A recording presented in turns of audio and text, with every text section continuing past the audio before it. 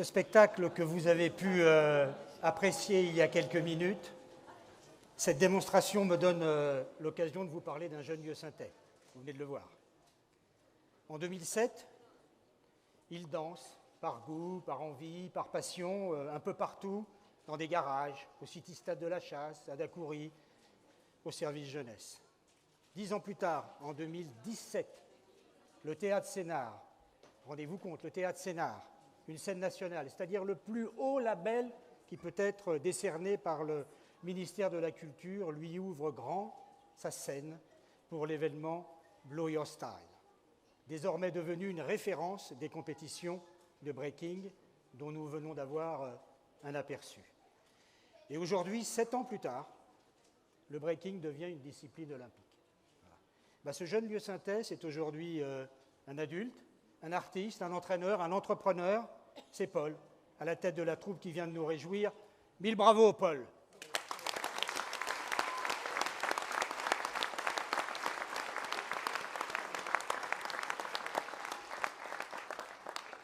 Vous l'avez compris, j'allais dire je suis, mais nous sommes l'un de ses premiers fans, et particulièrement fiers, évidemment, qu'il soit lieu-saintais.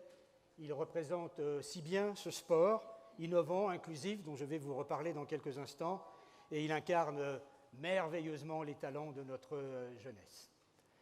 Merci à chacune et chacun d'entre vous, merci à vous toutes, chères habitantes, habitants, partenaires, acteurs de la vie locale, d'être présents. Merci à toutes les personnalités qui sont présentes.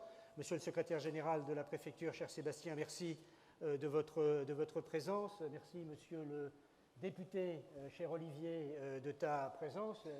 Nous y sommes évidemment habitués. Madame la conseillère régionale, qui n'a pas voulu monter sur scène parce qu'elle prend des photos, mais elle est présente ici. Merci, chère Stéphanie, de ta présence.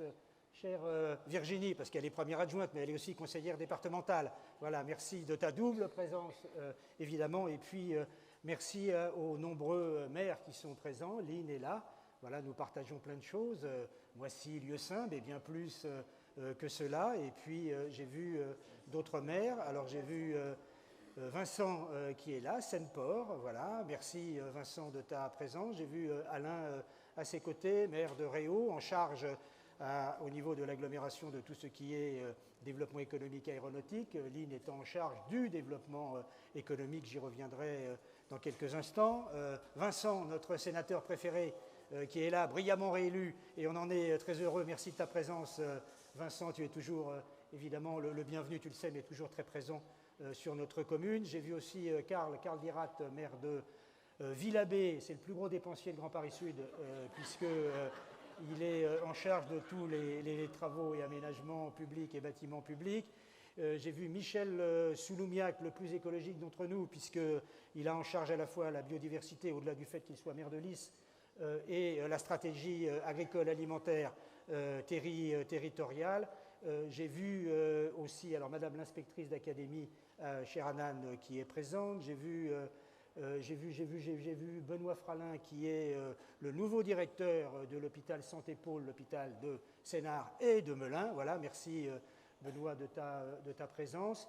Et puis j'ai vu notre capitaine et notre lieutenant de pompiers préférés et les forces de police avec une dimension très locale sont présentes là aussi. Je n'ai pas dû oublier grand monde, ou sinon de toutes les manières, vous êtes évidemment toutes les bienvenues et chers amis, très heureux évidemment de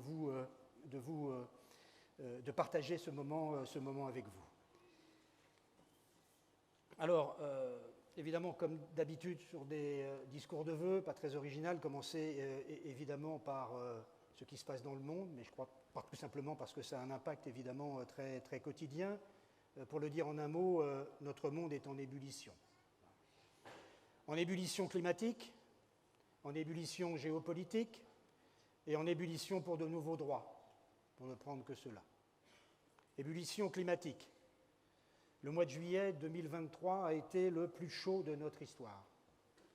4 dômes de chaleur répartis dans l'hémisphère nord, en Asie, en Amérique, en Afrique, en Europe, ont contribué à la montée en flèche des températures, battant des records de plusieurs degrés. Dans les Andes, ça peut paraître assez loin, l'hiver s'est transformé en un été brûlant. La lumière du soleil a été masquée par la fumée de gigantesques incendies qui ravagent le Canada. Et en France, les catastrophes climatiques en cascade, des vents, des inondations, des feux, des tempêtes. La crise écologique planétaire, reconnue scientifiquement depuis le début des années 1970, menace non seulement notre biosphère, mais aussi nos civilisations. Ébullition géopolitique, avec cette guerre sans fin en Ukraine, à seulement quelques milliers de kilomètres de nos frontières, engagée il y a 2 ans maintenant par le despote du Kremlin. Avec ce conflit au Proche-Orient et ces drames insoutenables, horribles, ceux du 7 octobre ayant frappé des civils israéliens, et ceux qui n'en finissent plus et qui frappent les habitants de Gaza, et les autres conflits dont la presse se fait l'écho, ou un peu moins, au Soudan et au Yémen. Tout cela peut paraître lointain, mais nous concerne toutes et tous comme citoyens de la Terre. Ébullition pour de nouveaux droits, une forme de recherche de reconnaissance de la dignité de chacune et de chacun, avec une révolution féministe dont le monde est chez nous, une révolution qui appelle que nous changions les préjugés, les comportements, la façon dont s'organise notre société, pour que les femmes et les hommes soient égaux face aux contraintes et aux opportunités. Et plus largement, une reconnaissance des épreuves de la vie, les épreuves qui déshumanisent les femmes et les hommes, comme le harcèlement, aussi les épreuves du mépris, de l'injustice, de la discrimination, vécues pour une couleur de peau, pour un choix religieux ou de genre. Et toutes les épreuves du quotidien, à l'échelle de notre pays, qui sont venues percuter nos vies. La flambée des prix, de l'énergie, la forte inflation, des produits de consommation courante, les émeutes urbaines de fin juin. Et au plan national, un constat. La politique, hélas, s'aligne de plus en plus sur l'actualité. Les tendances du moment et les polémiques dictent l'agenda du politique national, ce qui lui fait perdre son efficience et tout son sens. Par exemple, l'éducation doit être une priorité, mais imposer des uniformes à nos écoliers n'est pas une réponse pour rendre de nouveau attractif le plus beau métier du monde. 100 communes expérimenteront l'uniforme à la rentrée. Je peux d'ores et déjà vous dire et vous informer que ce ne sera pas le cas à Lieusaint. Voilà. Ouais. Merci. Ouais. C'est les jeunes qui applaudissent. Plus généralement, à l'arrivée, pas de véritable solution, ou au pire de fausses solutions, qui aggravent les situations, comme les lois sur les retraites ou sur l'immigration.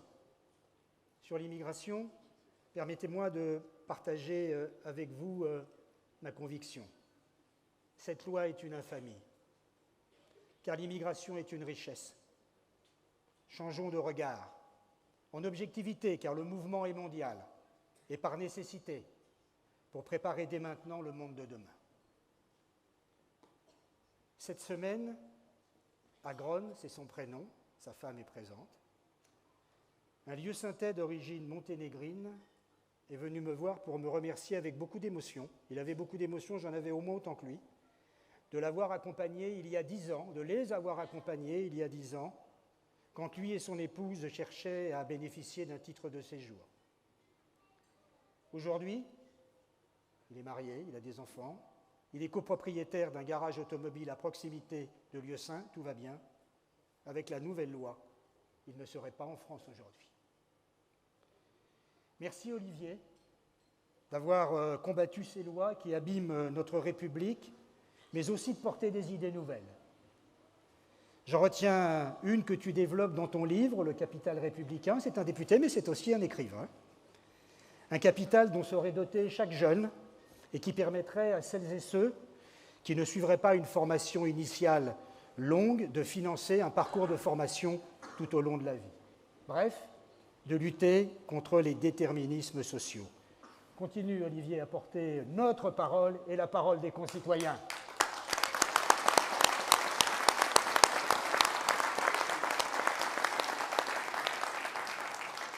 Un monde éprouvant pour chacune et chacun d'entre nous, et en même temps j'ai ressenti des tas d'ondes positives. Lors des émeutes en juin dernier, avec une mobilisation incroyable des élus, des services municipaux, des habitants pour faire face aux émeutiers, éviter le pire. Voilà, ils sont derrière moi, ils ont passé 4 nuits blanches. Il y avait des habitants qui étaient présents aussi. Leur mobilisation a été remarquable. Voilà.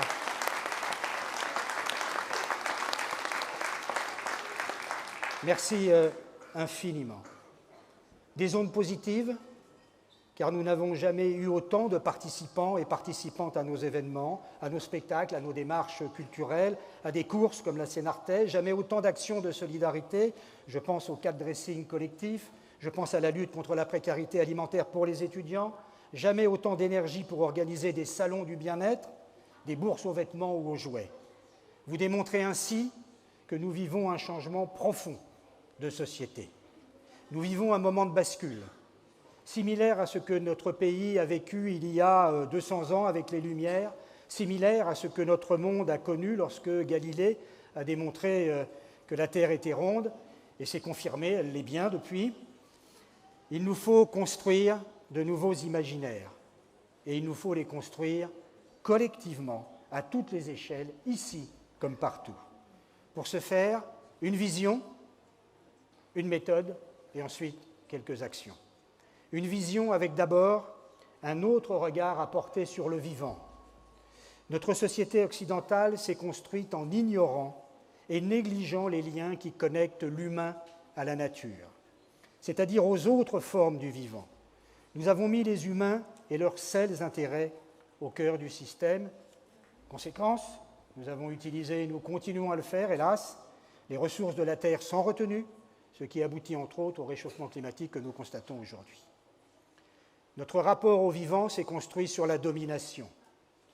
Changer de fond en comble nos rapports aux autres, à la nature, aux animaux, exige que nous nous extirpions de ce besoin de domination pour aller vers une harmonie avec le vivant. Un autre regard aussi à porter sur l'humain, car il nous faut également lutter contre toute forme de domination entre humains. Domination économique, domination de genre, domination d'origine, bref, remettre la dignité au cœur, car in fine, comme l'écrit la philosophe Cynthia Fleury, sont indignes, non pas celles et ceux qui vivent dans des conditions indignes, mais bien celles et ceux qui produisent et tolèrent ces conditions, en ce sens qu'on le veuille ou non, l'indignité est l'affaire de tous. Passons d'une société de la domination à une société de la considération. Retrouvons le temps de vivre pour faire décroître la surconsommation, la nourriture industrialisée, la production d'objets jetables et non réparables, et privilégions les liens de proximité, la solidarité, la coopération, la joie, la satisfaction des besoins sociaux. Ce changement doit embarquer tout le monde. Nous devons faire société, assurer la cohésion sociale, pour se faire un seul chemin, plus de justice. 2024 nous donne une occasion forte pour aller en ce sens, avec une Europe plus juste. 2024 sera effectivement une année d'élection européenne. Donc oui, une Europe plus juste, pas l'Europe du repli sur soi, pas l'Europe des nationalismes, mais l'Europe des transitions.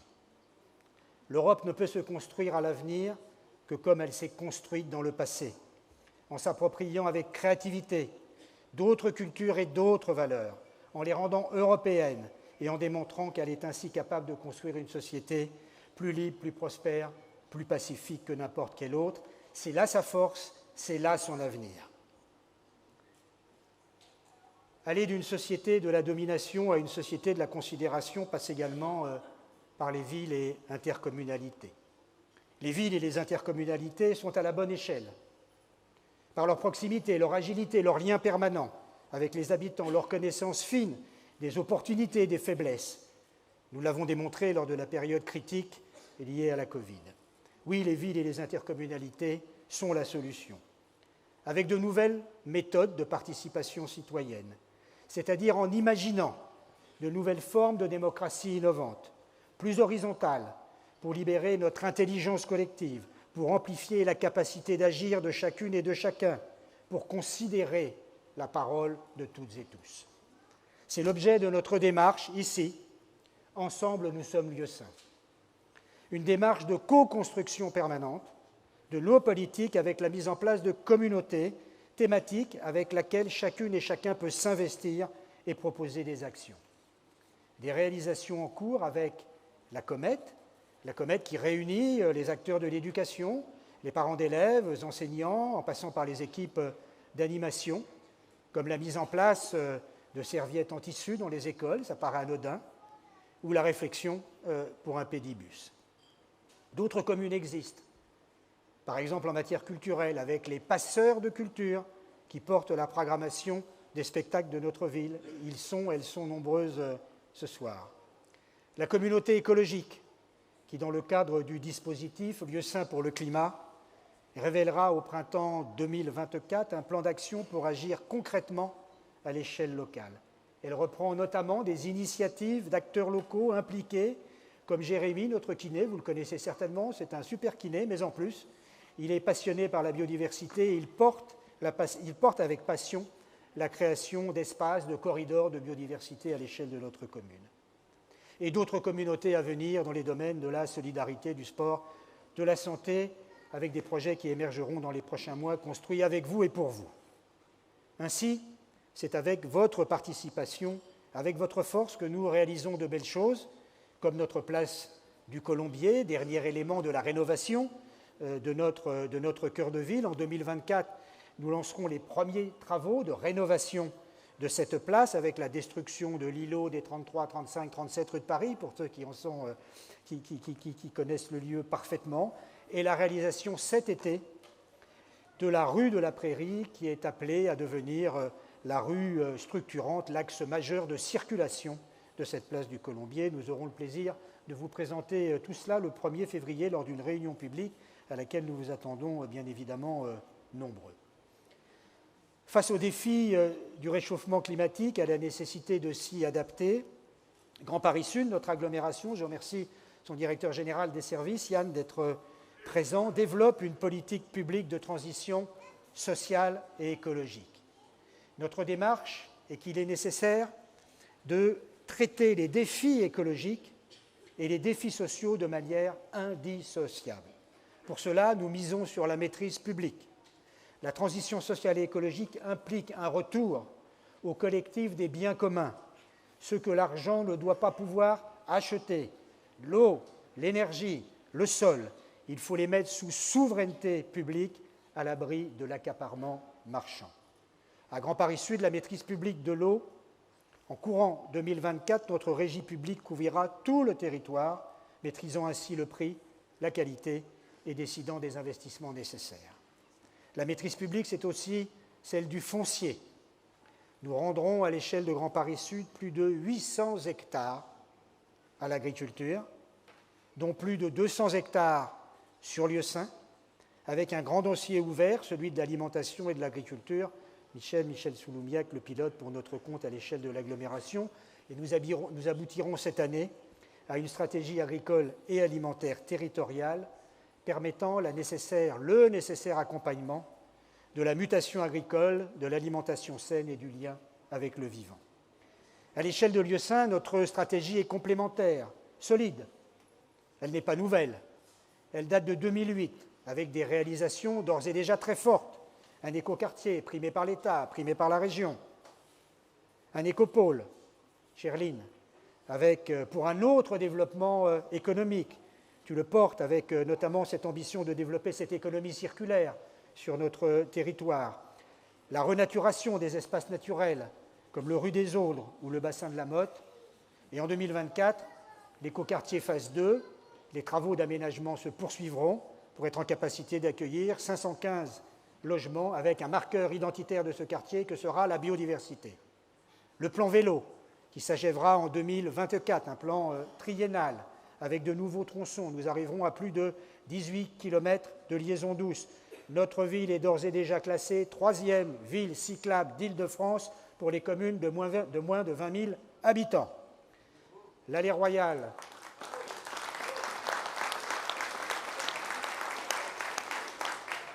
Maintenant, il faut faire du vélo. L'allée Royale, pour en faire un formidable corridor humain, il nous faut en faire un corridor écologique entre les forêts de Rougeot et les forêts de Sénart. le travail est engagé, et puis l'éco-pâturage, nous continuons. Mais c'est aussi la dimension sociale, la gratuiterie, avec son prolongement éphémère, avec ses 4 dressings collectifs au sein du centre commercial Carré-Sénard, le tout à 2 €, ou à peu près, au profit d'associations de la ville, avec un message fort, un autre mode de consommation est possible. Et en 2024, nous allons continuer à monter en puissance, teasing, j'en dis pas plus, puisque Valérie, évidemment, s'en occupe, ce qui me permet de remercier, parce que la tenue de cette boutique, de ces plusieurs semaines, eh bien, ce sont des bénévoles qui s'engagent, des bénévoles avec, comment dirais-je, aussi les usagers de l'UGCAM qui se sont engagés, et ça c'est très bien, et sous la haute autorité de Valérie, qui ne compte pas son temps, son énergie, pour faire en sorte de développer encore plus avec Unibail-Rodamco en 2024 cette dimension dressing collectif. Voilà, je crois qu'on avance dans cette autre manière de consommer. Dans le plus grand temple de la consommation, un autre mode de consommation est possible. Notre restauration scolaire, chère Nadine, avec un double choix qui intègre le repas végétarien. Pour les élémentaires, on le faisait déjà, mais maintenant c'est pour les maternelles et pour les élémentaires. Plus des actions anti-gaspi, 40% de bio, cuisine faite sur place, tout ça vous le connaissez par cœur, bien sûr. Le social, c'est aussi la santé, avec le pôle médical 2 de Sénart en cours de réalisation. Il sera réalisé en cours d'année, il ouvrira premier trimestre 2025, avec le contrat local de santé, avec l'agence régionale de santé située sur lieu 5, que nous travaillons, avec la dimension prévention que nous devons accélérer, et avec, c'est encore un peu lointain, mais je le dis quand même, l'arrivée d'une clinique de soins de suite portée par l'UGCAM sur le Carré en 2028. Tout ça paraît lointain, mais une clinique, ça ne se fait pas en un jour, ça fait déjà 2 ans que nous travaillons sur ce sujet, et c'est acté aujourd'hui. Alors oui, la transition sociale et écologique, c'est ici.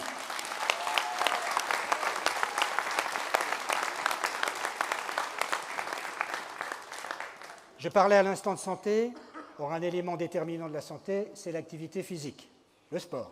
C'est pour cela que nous portons avec l'éducation nationale, cher Hanan, le sport apprenant. Ainsi, pour permettre les 30 minutes de sport par jour en école élémentaire, la commune met à disposition ses éducateurs et mobilise les éducateurs d'associations sportives. L'école La Chasse en est un modèle, Madame la directrice. En 2024, profitons de l'élan donné par les Jeux olympiques et paralympiques, cette grande fête pour notre pays et ce grand moment d'hospitalité, d'accueil de sportifs et de citoyennes et de citoyens du monde entier met en lumière le sport. Profitons de cette énergie pour aller plus loin vers le sport de demain, un sport innovant, inclusif et connecté. Le sport de demain, ce sont des pratiques libres. Nous avons en 2023 ouvert des créneaux futsal pour les jeunes. En 2024, suivront d'autres créneaux pour la pratique futsal féminine, puis le badminton. Réalisation d'un tiers-lieu sportif au parc Omnisport, qui inclura de nombreuses autres pratiques en accès libre, et notamment cette année notre futur Pump Park, fruit du travail de notre conseil municipal des jeunes. Le sport de demain, c'est aussi aménager les cours d'école et l'espace public, ce que nous avons appelé le design actif, pour favoriser l'activité physique. Nous réaliserons dans les prochains mois un parcours sport-santé connecté, chère Virginie, proposant des activités diverses pour toutes et tous. Le sport de demain est inclusif. Lieu-Saint, ville engagée dans l'égalité femmes-hommes, en fait un combat et y travaille activement, en particulier dans les écoles. Les jeunes filles sont encore trop éloignées de la pratique sportive, 18% d'activité sportive par jour pour les filles, contre 28% pour les garçons. Il nous faut encore travailler. Et le sport de demain, il est connecté. Nous travaillons ce sujet à l'échelle de Grand Paris Sud avec le sport électronique, le e-sport, pour le dire autrement, et plus largement ce que nous appelons le e-jouer, c'est-à-dire la pratique des jeux vidéo en promouvant un usage raisonné, en luttant contre les comportements toxiques et en valorisant les compétences que cela développe. La réponse n'est pas l'interdiction, la réponse, c'est l'éducation. Message au président de la République. Et avec une... pour ceux qui l'ont... Bon, merci.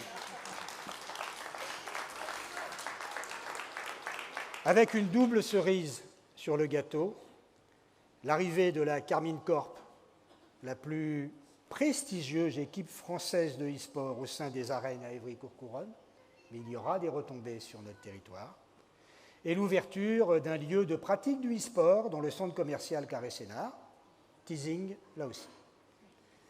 Ce sera un atout de plus au Carré Sénart.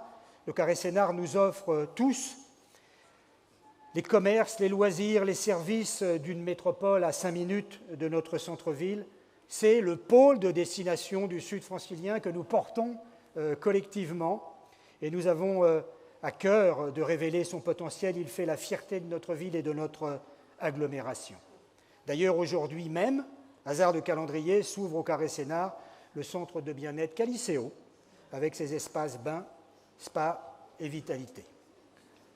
Du sport encore, le comité d'organisation Paris 2024 ne s'y est pas trompé. Il a choisi notre théâtre Sénart, je remercie Aurélia d'être présente, je ne l'ai pas saluée tout à l'heure, comme centre d'entraînement pour les délégations étrangères de breakdance. Mais le sport, c'est d'abord et avant tout les associations, leurs présidents, leurs dirigeants, leurs bénévoles, de magnifiques personnes, je crois qu'on peut les applaudir, elles sont nombreuses dans cette salle. Elles font un travail remarquable. J'aimerais aussi vous parler de toutes les autres belles personnes qui font battre le cœur de notre ville. Je pense aux principales de collège, aux directrices, aux directeurs d'école, aux enseignants, au personnel de la vie scolaire, à l'engagement de tous les instants, les associatifs qui portent l'offre culturelle et les actions de solidarité, les militants qui donnent naissance à des utopies comme la gratuiterie, ou comme le soutien à l'enfance dans un quartier de Dakar au Sénégal. Les conviviaux qui animent notre centre social, les citoyens qui participent à notre démocratie locale, les héroïnes, les héros du quotidien qui covoiturent leurs voisins, font les courses de leurs voisins immobilisés ou gardent les enfants d'un troisième, nos commerçants qui animent notre vie locale, nos professionnels de santé, nos soignants sur le pont en permanence avec dévouement, les chefs d'entreprise, présents aussi ce soir, et leurs salariés qui choisissent et travaillent pour et dans notre ville.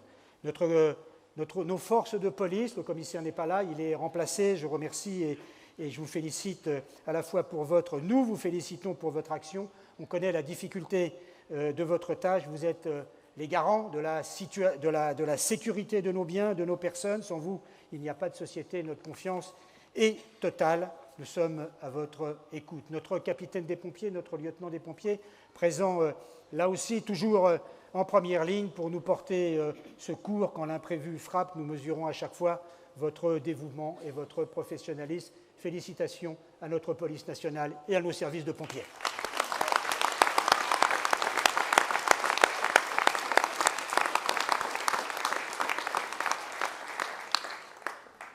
Et vous le savez, ce qui compte pour nous collectivement, notre socle, c'est le vivre ensemble.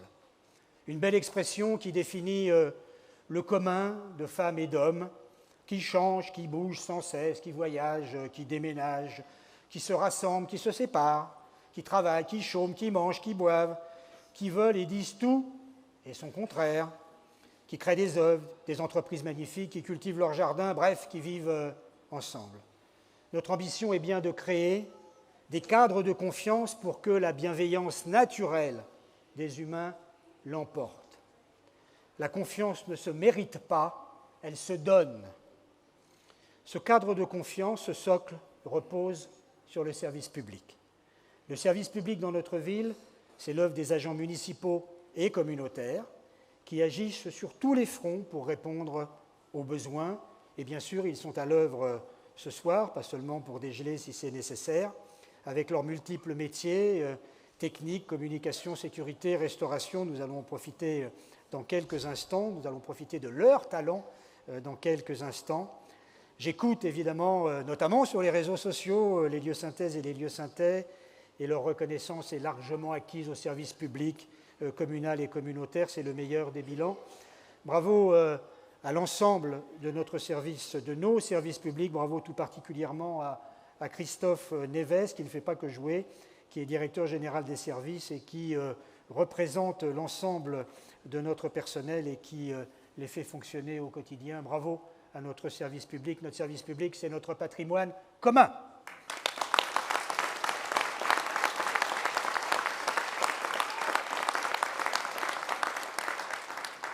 Notre monde est certes inquiétant, il est surtout très enthousiasmant. Les enjeux nous dépassent, alors ils doivent nous transcender. Fort du service public de notre commune, de notre agglomération, fort de chacune et de chacun d'entre vous, sûr de nos valeurs, déterminés à contribuer à l'avènement d'une société, d'une autre société, celle de la considération pour toutes et tous. Soyons convaincus qu'ensemble, nous sommes une force irrépressible. Le sport est à l'honneur, donc finissons par une citation d'un grand philosophe qui savait tout particulièrement se servir de sa tête. Je parle de Zinedine Zidane.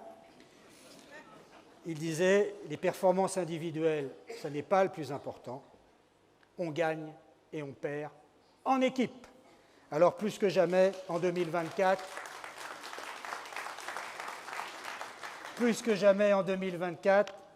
jouons collectif. Bonne année 2024 à toutes et tous. Bonne année à Lieusaint. Bonne année à Grand Paris Sud. Et vive la République!